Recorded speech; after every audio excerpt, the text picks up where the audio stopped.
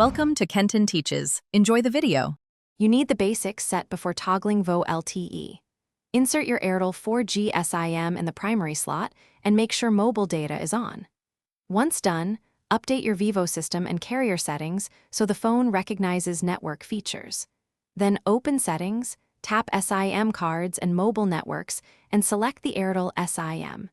Make sure network mode is set to 4G/LTE preferred. These steps let the device register Volte capability with Airtel and prepare for the next configuration. Now you enable the calling services that use Volte. In SIM cards and mobile networks, tap the Airtel SIM and toggle Volte or HD calling on. This routes voice over LTE. Make sure the phone app is the default calling app so carrier features work correctly. To force re-registration, switch airplane mode on for about 10 seconds, then off.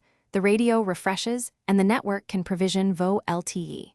If the option is grayed out, continue to the next steps to adjust APN and carrier service settings. Finish by verifying Volte works. Place a call and watch for the Volte or HD icon. If calls fall back to 2G/3G, go to Settings, right arrow System, right arrow reset Network Settings, then reboot and try again.